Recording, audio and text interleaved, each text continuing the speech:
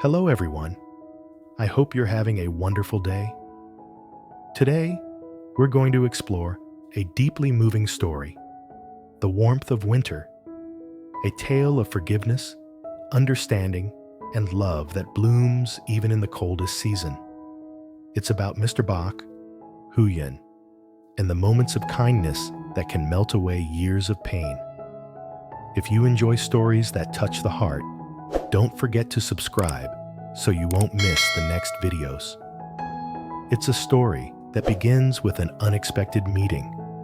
A meeting between Mr. Bach, a man marked by time and loss, and Huyen, a woman whose heart had once been torn apart but still found the strength to love again. And at its heart lies something fragile, yet powerful: kindness, flickering like a small flame in the middle of winter. That afternoon, the road through the village was carpeted with dry leaves. Smoke rose lazily from kitchen stoves, blending into the pale orange sky. Beneath the old fig tree, the small tea stall still stood open, as it always did, a familiar spot where farmers stopped by for a cup of tea to chase away the early winter chill. Mr. Bach sat there quietly. His back was slightly bent, his rough hands cupping the warm porcelain as if trying to draw life from it. The wind lifted strands of his gray hair, and in his tired eyes there was a distant reflection, the image of a small house he had visited the day before. The house where a child's innocent voice had called him Grandpa. From afar, another figure slowly approached. Older, stooped, walking carefully with the weight of years. Mr.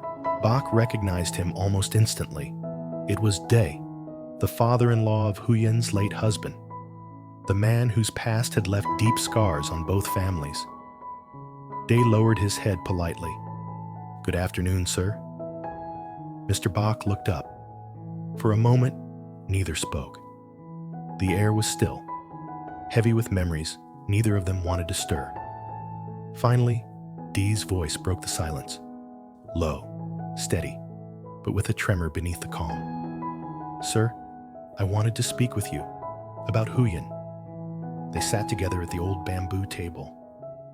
Between them, the teapot hissed softly, releasing steam that curled into the cold air.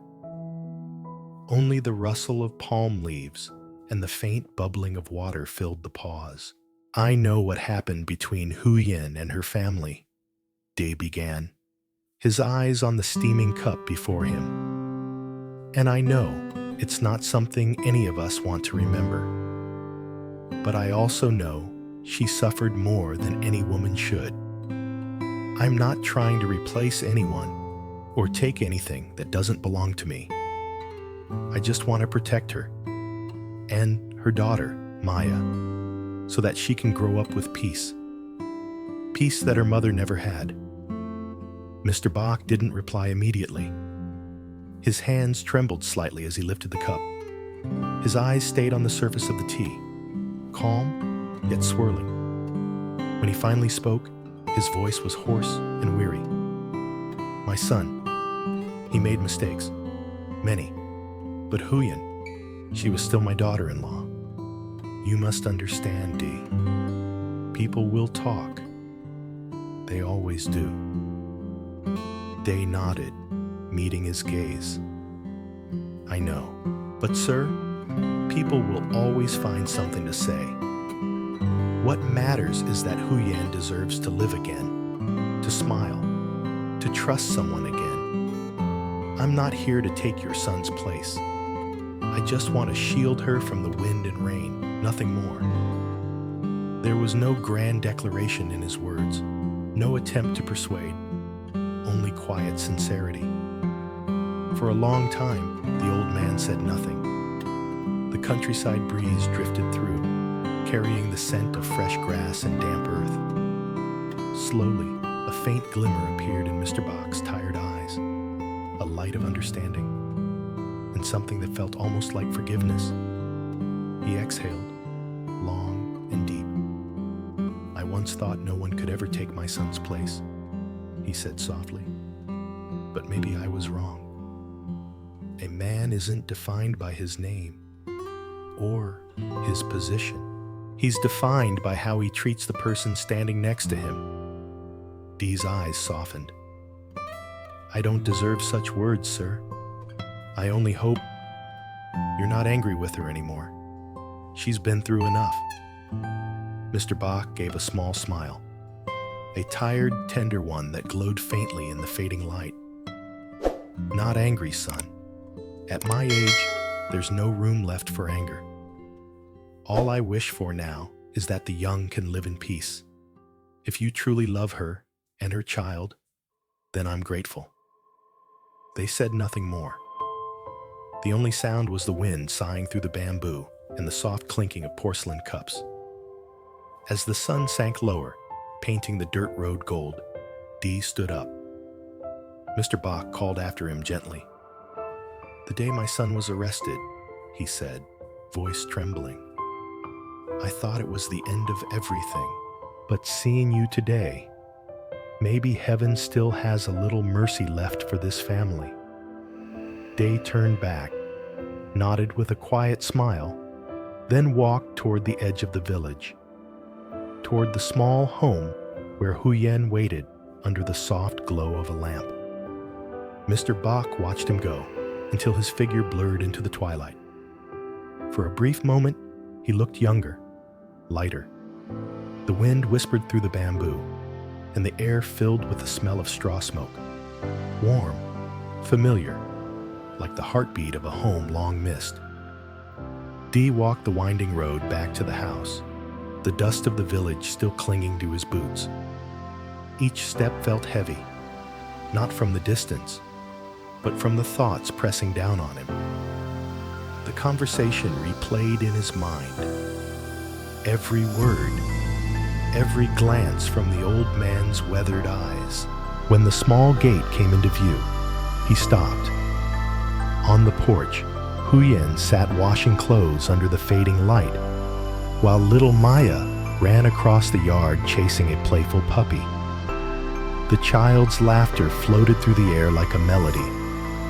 The scene was so peaceful, so fragile, that De almost didn't dare move, afraid that even a single step might break it.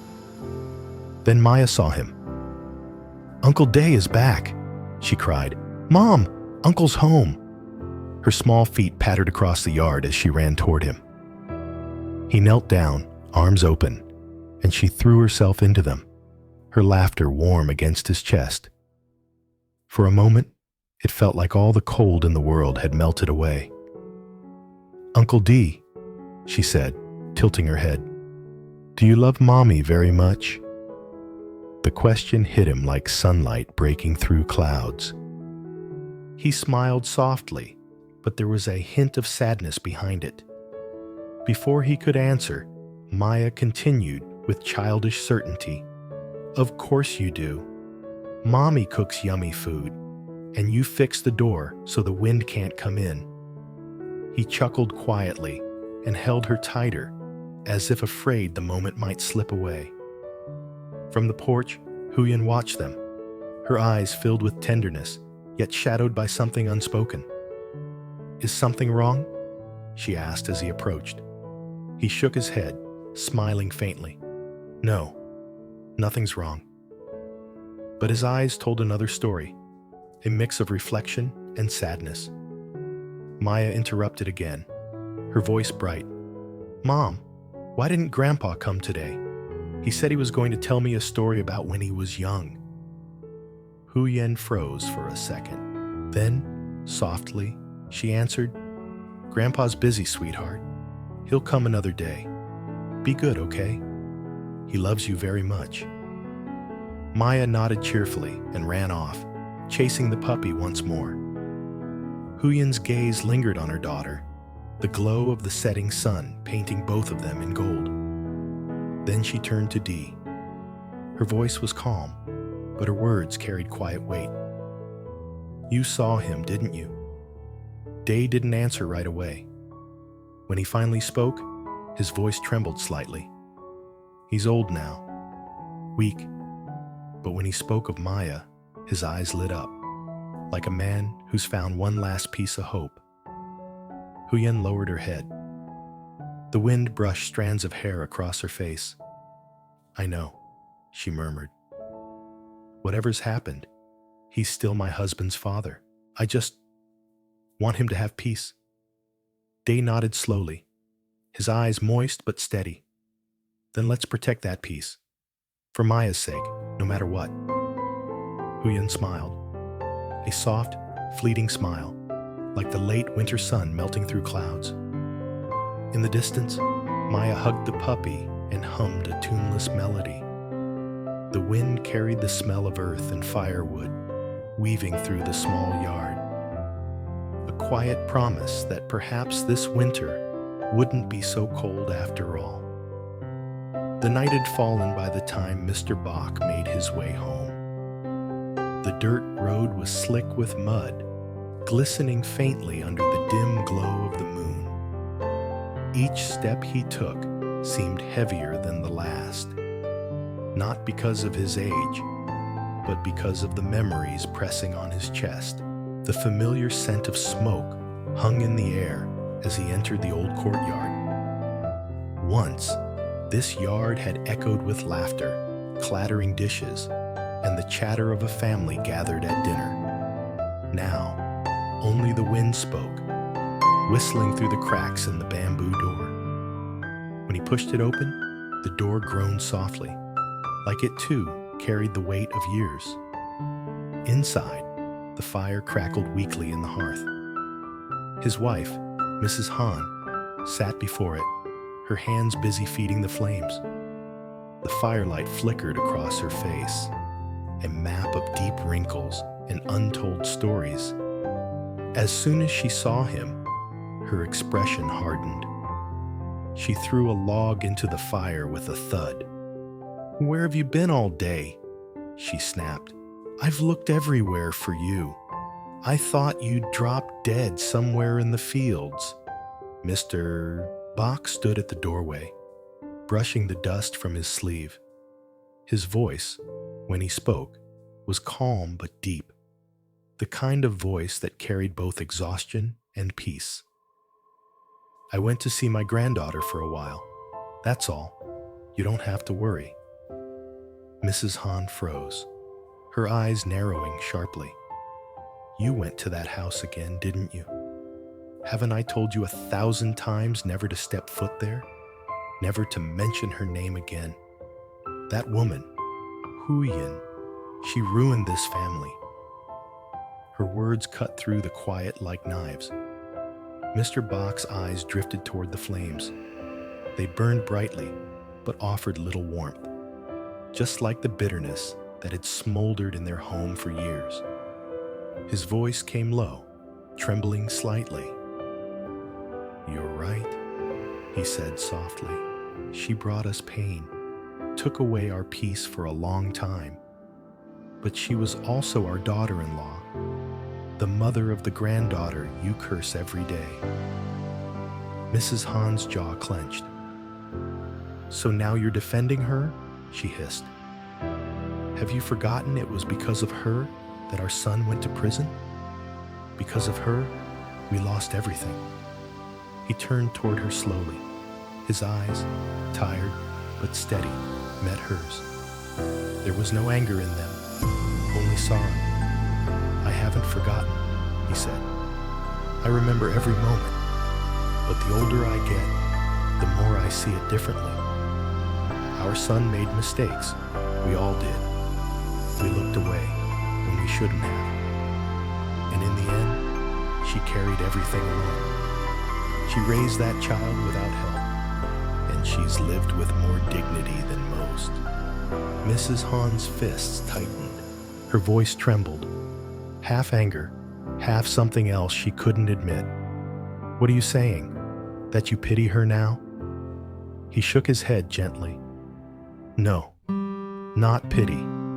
Understanding." He took a slow step toward her, the floor creaking beneath his weight. It takes half a lifetime to realize that it doesn't matter who was right or wrong. What matters is who still has kindness left in their heart.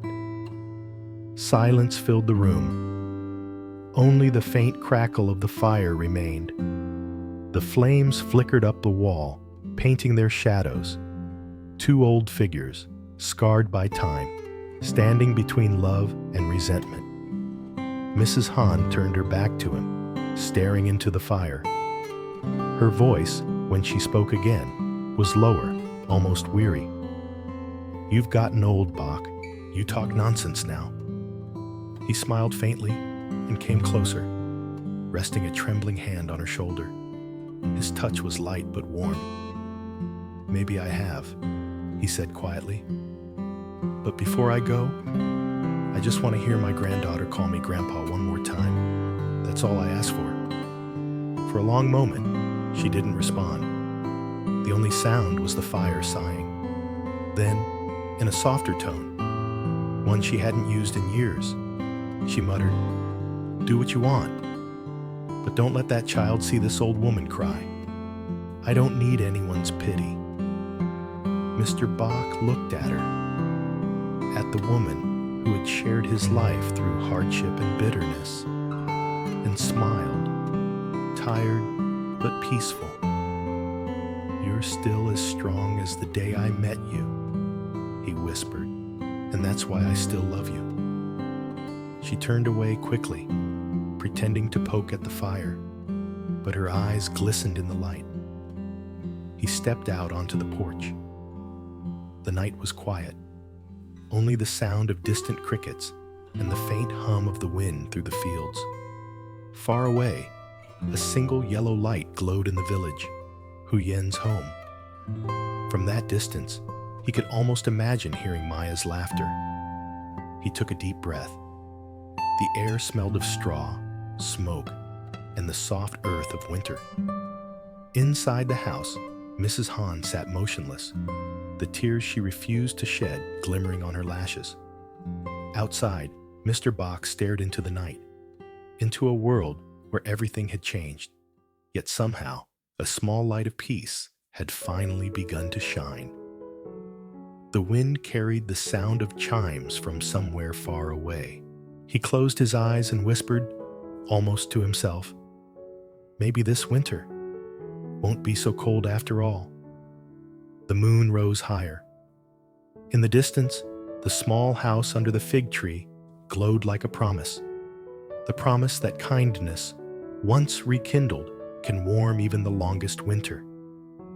And in that quiet night, two old hearts finally laid their anger to rest, while another heart, that of a little girl named Maya, continued to beat with laughter, love, and the hope of a warmer tomorrow. In a quiet village wrapped in winter, Mr. Bach meets Dieu, a man from the past who now protects Huyen and her daughter Maya. Their conversation, filled with regret and understanding, begins to thaw years of silence. When Mr. Bach returns home, he faces his bitter wife, Mrs. Han, who still blames Huyen for their son's downfall.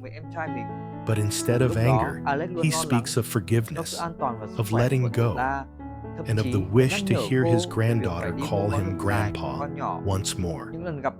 As the night settles over the village, one small light glows in the distance, a symbol that even in the coldest season, warmth can return. Yet behind that warmth, one question remains. Will the past truly stay buried, or will the winter test their fragile peace again?